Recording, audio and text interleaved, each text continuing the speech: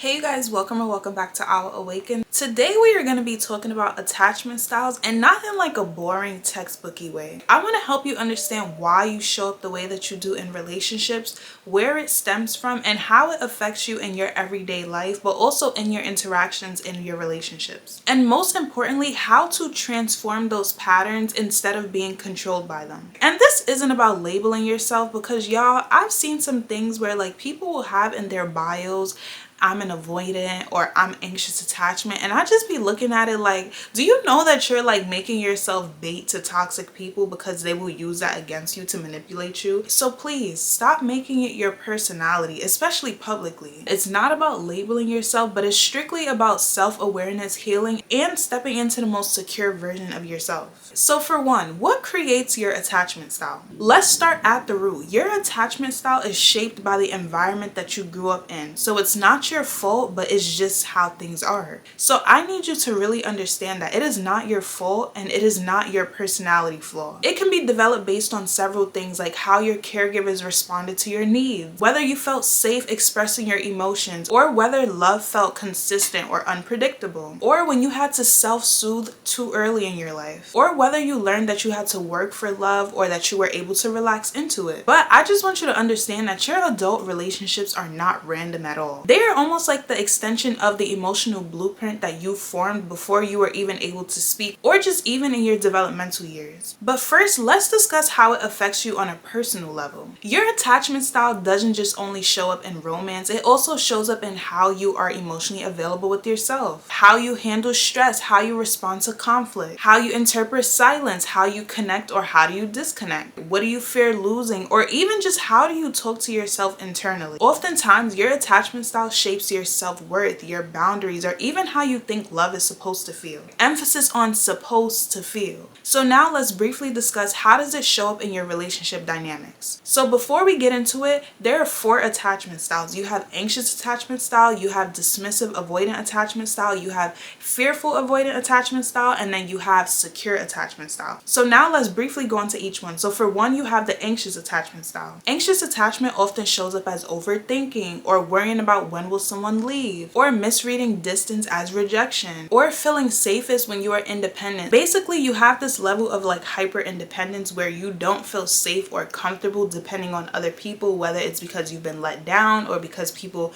haven't been there for you, or like whatever the case is, you just feel safest when you are at your most independent, even if it might feel like lonely. Or it could look like keeping people at arm's length, so you never really let them get close enough, which is like basically once things start to get a little more intimate or emotional, you tend to create that distance because again, it feels safer when you are just like by your lonely. So basically with avoidant attachment is the belief of, if I rely on someone, then I will lose myself in the relationship. So for number 3, we have a disorganized attachment, which is like the equivalent to a fearful avoidant. So basically it's like a mix of an avoidant and an anxious person. So it's like you want closeness but you fear it. You crave love but you don't fully trust it. It comes from inconsistent or traumatic emotional environment. So basically the internal belief is like you want the love, but it's also just like, what if this happens? It's constantly that like, what if, like you're waiting for the shoe to drop. It's like a scared kitten, right? Like you want the love, you want them to pet you, but once you start to feel a little too comfortable, you get scared because you don't want to get hurt,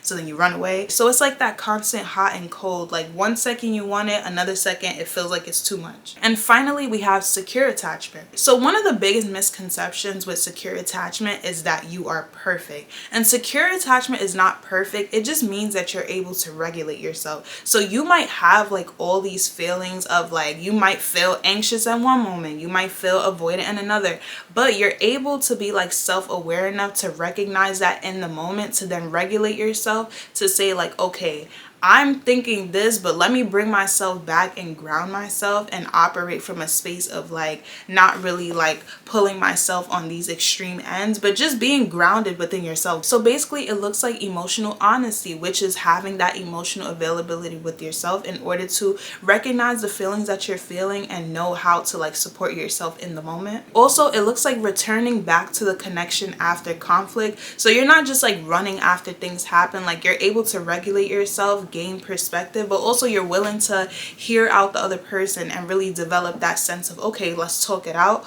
Also, it looks like having healthy boundaries, so knowing what you like and what you don't like and being able to speak up about that. Also is having that consistent self-worth. So it's like you're not constantly being pulled on like extreme ends of, if something happens, you go from like feeling like you're worthy to then feeling like you're not worthy. You know, like you have that consistent like just like balance within yourself to say like, okay, I have this certain level of self-perception of myself, and I'm willing to like, you know, operate from that mindset and actually believe it, you know, like you have confidence in that to where it's not like you're not too shaky. Basically, it's just having a sense of like safety between like closeness but also independence. So you're able to like be comfortable by yourself and be comfortable just like, you know, in your solitude, but you're also able to like have healthy dynamics with people to where you're not like codependent. So it's like if they withdraw, you're still able to say like, okay, like I'm fine by myself, but if I'm with you, I'm also fine with you. You get what I'm saying? So basically, it's not the end of the world and you're not losing your mind if a person is no longer in your life. You can still have those feelings, but not in an unhealthy way. Like you still feel your feelings of sadness or whatever you're feeling,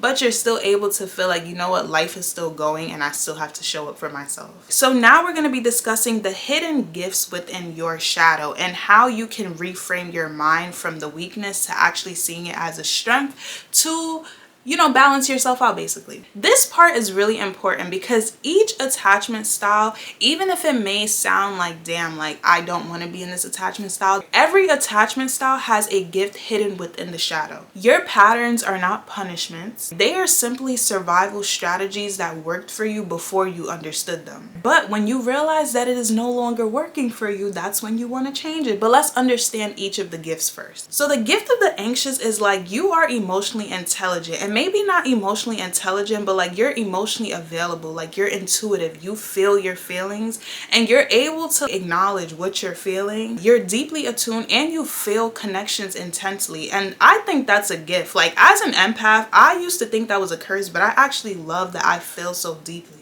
Your sensitivity is not a flaw, it is a power. The work that you need to do is basically learning how to anchor that sensitivity in self-trust instead of fear. Basically learning to be more confident within yourself and how you're showing up. Next, let's talk about the gift of the avoidant. You are independent, self-reliant, logical, and you're grounded. Like avoidant people, I'm not gonna lie, y'all be operating from like a very logical place, but it's like you need to mix a little emotion in there. You get what I'm trying to say? So basically, you know how to protect yourself, which is a good thing, right? You're not letting your heart cloud your mind. You're allowing logics to, you know, what makes sense is what you do. I get that. However, the growth is learning how to let love in without feeling like you're going to lose yourself, or without losing yourself. Have a level of self-trust to say like, okay, of course, like you have to be mindful of who you're dealing with, but it's like have a level of like, okay, I'm willing to, you know, like dip my foot in, and once you feel like it's comfortable, you know,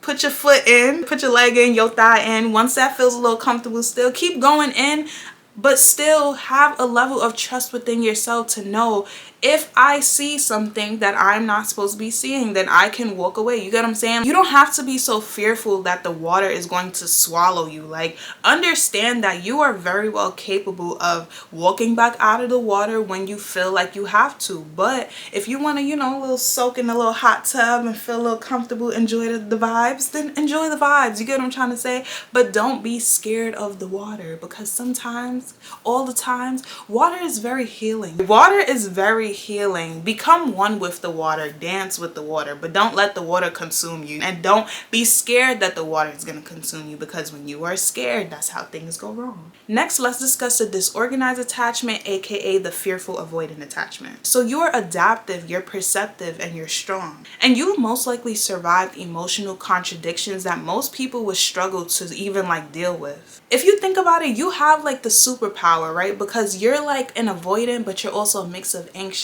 So basically the work is you learning to have emotional safety within yourself first, and then you will feel a level of confidence in your interactions with things outside of yourself, because you know at the end of the day you got you first. And lastly, let's discuss the gift of the secure attachment style. So even if things are not perfect, because that's okay, right? We're human, things are not going to be perfect.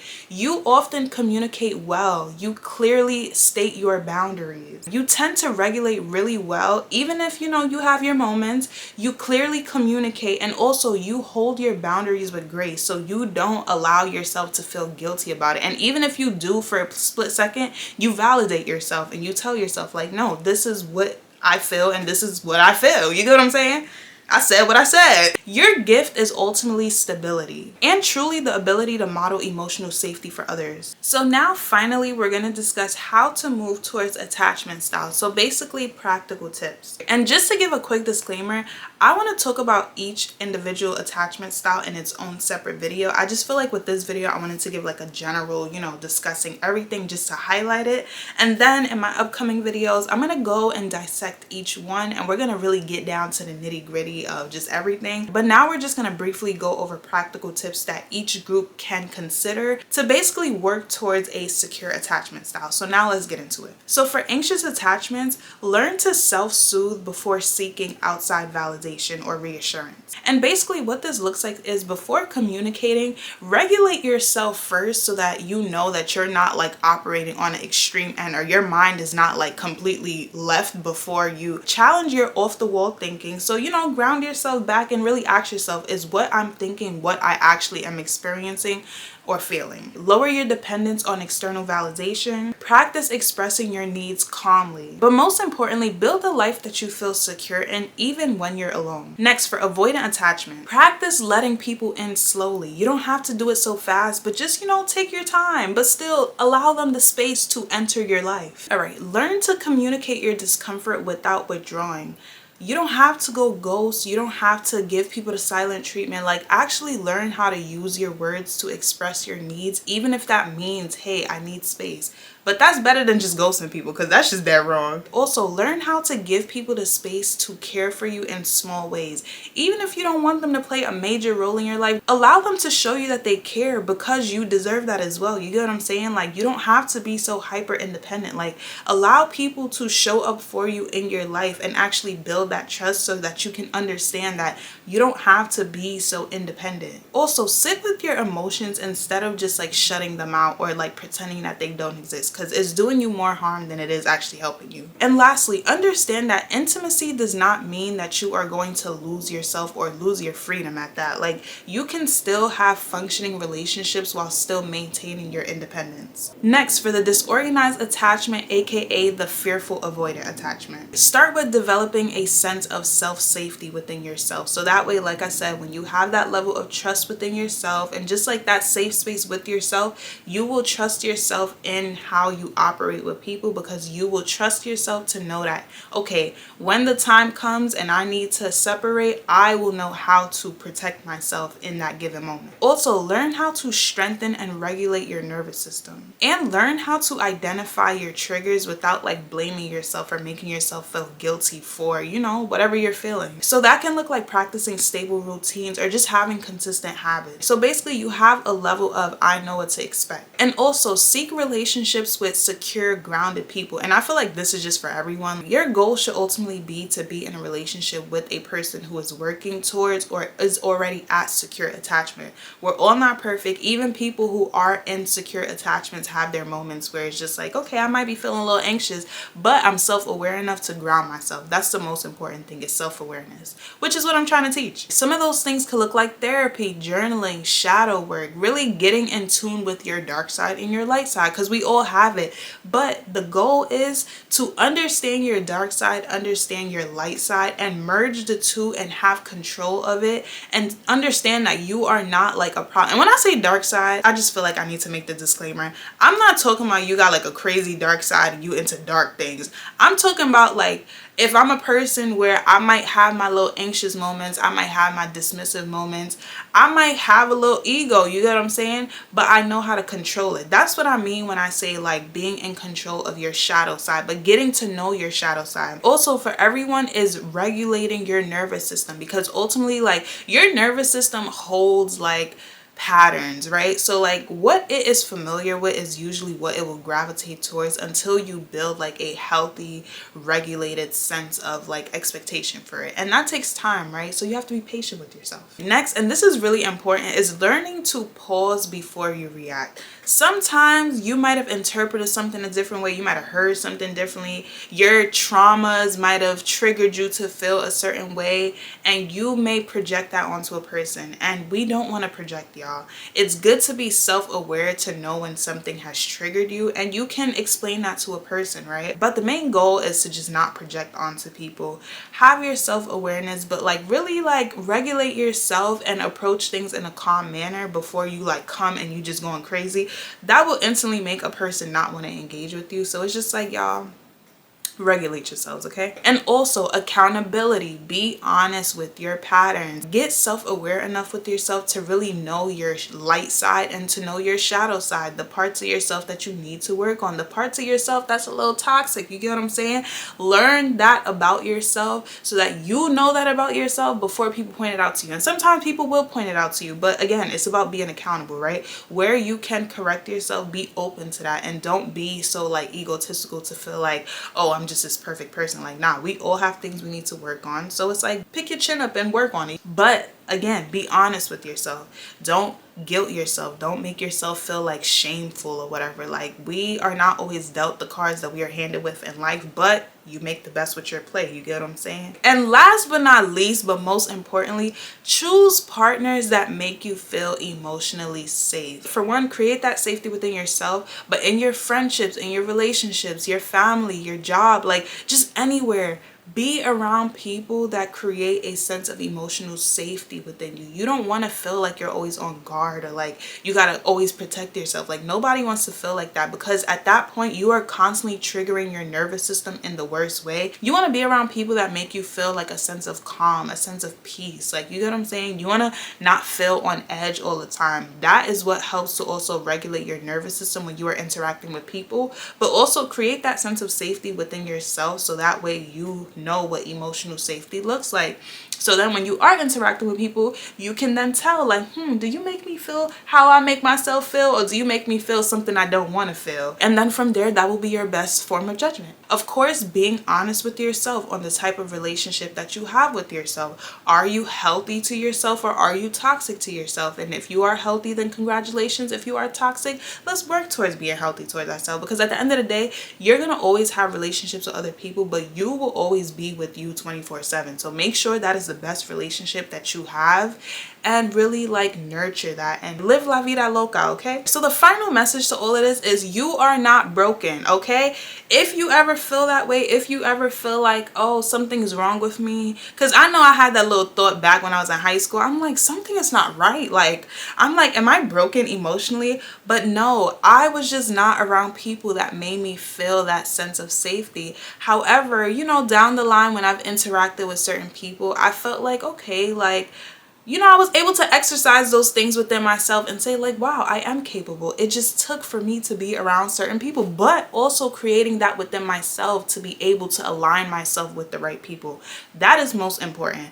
Always work on you first, so then you can also see those relationships outside of yourself be mirrored back to you, and you will know what is in alignment with you and what is not in alignment with you. So like I said, your attachment style is not your personality trait. It is just the starting point of self-awareness. It basically explains your pattern, but it does not determine your future. The moment that you start understanding why you react the way that you do is the moment that you gain your power back to control how you react. You basically stop living on autopilot and you start living with conscious intention. You deserve a secure love, internally and externally, okay? And like I said, you are capable of becoming the person to create that for yourself and for others. So don't give up, y'all. Like I said, you are not broken. Let's heal together, because when you heal, the world heals and generations heal. But anyways, y'all, I thank you so much for watching this video, and I hope to see you in my next one, where I'm gonna break down all of each attachment style individually. So I'll see y'all for that one.